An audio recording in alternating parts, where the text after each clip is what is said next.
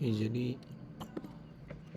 aspek molekuler kinetika buat 18A itu terkait teori tumbukan.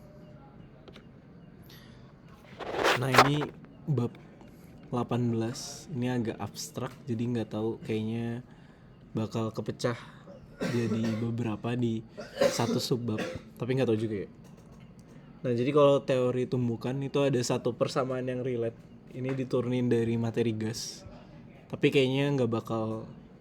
Nah, rumus ini nggak detail ya, jadi pakai proporsi aja. Jadi konstanta laju itu k kecil, konstanta laju itu bakal sebanding dengan P dikali sigma T per M pangkat setengah dikali E pangkat min energi kinetik per RT. Nah, ini rumusnya gak jelas ya, dan ini juga bukan rumus bisa dihitung karena lihat ini cuman proporsi aja ya, bukan sama dengan. Nah, tapi ini jadi ada 3 bagian. Yang pertama ini bagian yang terkait sterik. Yang ini bagian terkait encounter. Encounter tuh ya pertemuan, terus kalau ini minimum energi ya. Jadi kalau kita lihat dari teori tumbukan itu, reaksi terjadi ketika tumbukan yang tepat itu terjadi. Nah, kalau misalnya ya kan gak semua tumbukan bakal ngasilin reaksi ya, makanya ada faktor sterik, ada faktor encounter, sama ada faktor minimum energinya gitu. Nah, kita lihat dulu faktor yang pertama, faktor terkait ini dulu ya.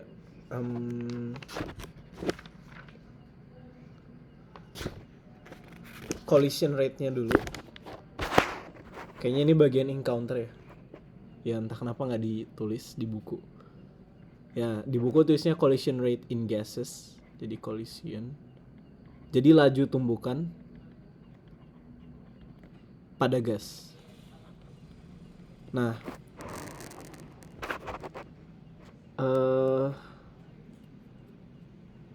jadi nilai K itu bakal tergantung oleh frekuensi tumbukan molekul. Nah, ada namanya collision density atau Z. Ya. Jadi kalau collision density ini dia langsung rumus aja ya. Jadi rumusnya itu ZAB. Itu sama dengan sigma. Nah, ini sigma itu namanya collision cross section ya. Nah, nggak tahu ini apa, kayaknya sih itu konstanta. Jadi collision cross section itu daerah tumbukannya ya, kalau nggak salah. Karena salah satu dari rumus sigma ini ternyata adalah pi d kuadrat. Karena itu kayak mirip pi r kuadrat ya. Nah, terus di sini ada berikutnya 8 kT. K-nya ini konstanta Boltzmann. Pi per mu pangkat setengah dikali Na kuadrat dikali konsentrasi A dikali konsentrasi B. Nah, jadi kalau misalnya kita lihat bahwa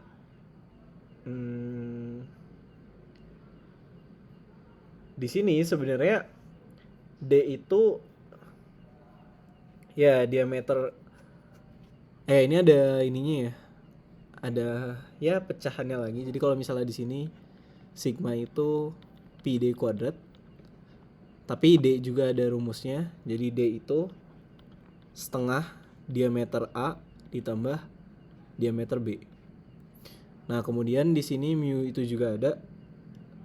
Mu itu MA dikali MB per MA tambah MB. Ini namanya massa tereduksi kalau nggak salah. Terus Na bilang Avogadro, A konsentrasi A, B konsentrasi B. Nah, jadi kalau misalnya kita lihat, kita gambar, ini ternyata ada gambarnya. Jadi misalnya gini, molekul A itu mau bertumbukan dengan molekul B.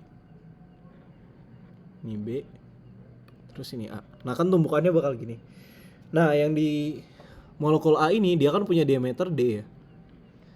Sedangkan yang di B itu dia punya diameter D juga. Dalam kasus ini kalau A itu DA, kalau B itu DB. Nah, daerah apa ya? Collision cross section ya. Itu yang digambarin pakai hijau ini. Gini. Jadi ini yang disebut dengan sigma. Nah, makanya kalau yang D sama B ini mereka buletan ya. Kan bola. Tapi kalau yang sigma ini kayaknya area ya, makanya pi d kuadrat. Itu kan satuannya kayak area ya. Kayak pi r kuadrat. Jadi bakal jadi area. Ya, intinya namanya collision cross section. Nah, ya gini aja sih. Ini kalau molekul A dan B-nya beda ya. Kalau misalnya sama, ya tinggal teman-teman sederhanin rumus ini aja ya daripada dibuat ribet-ribet. Nah, berikutnya ada syarat energi gitu. Kan pertama mungkin ini bagian encounter-nya kan, pertemuan, bagian yang sigma ini. Nah, kita ke syarat yang energi. Jadi kalau tumbukan itu ada syarat energinya.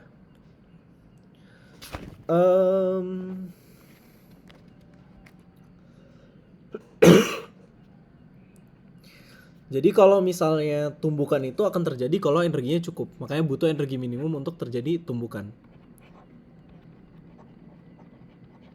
Nah, ada rumus yang terkait. Kayaknya kita langsung rumus akhirnya aja.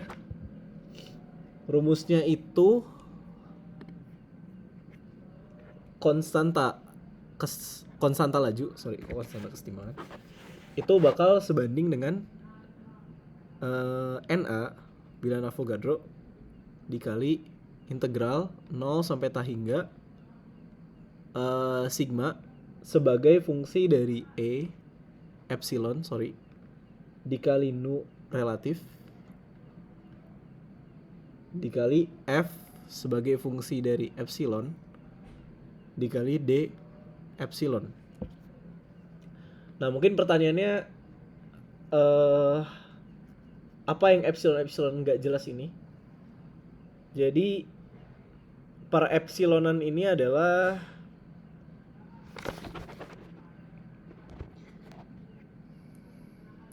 ini kayak suatu threshold gitu. Jadi kayak suatu batas.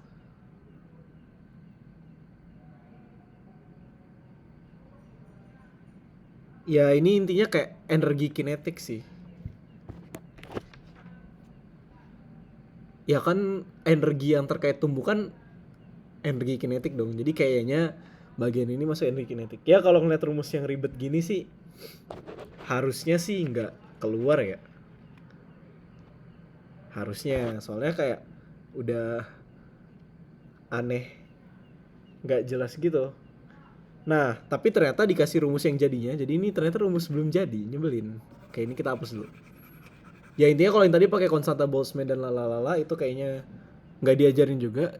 Jadi kita K sama dengan lagi-lagi sigma dikali Na dikali 8 KT. KT itu konstanta Boltzmann ya. Nah, terus ini P mu setengah dikali E min EA per RT. Nah kalau teman-teman lihat yang bagian atas, ya intinya udah termasuk ya ginian. Nah, apalagi ya? Terakhir ada faktor sterik. Jadi kalau faktor sterik intinya dia bakal bikin rumus terakhir jadi ya. Jadi intinya sebenarnya rumus-rumus ini ketika digabung bakal jadi rumusnya teori tumbukan tadi yang kesebandingan. Nah, untuk faktor sterik itu gimana ya?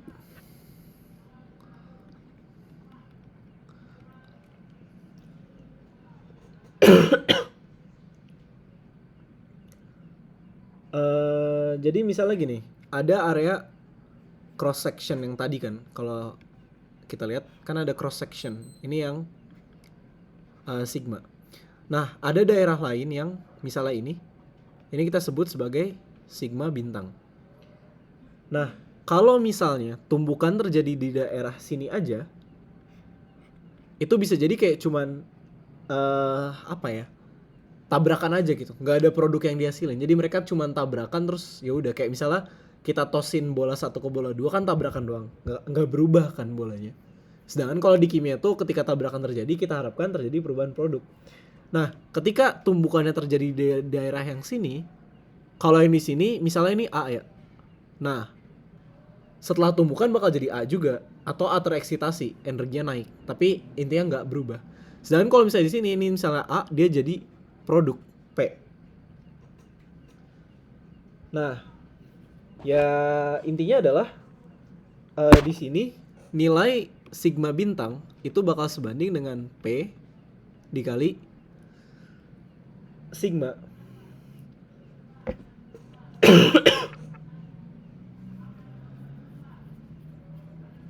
Jadi apa ya? Di sini nggak dijelasin. Oh, P itu disebutnya faktor sterik ya. Namanya emang faktor sterik, bukan tekanan.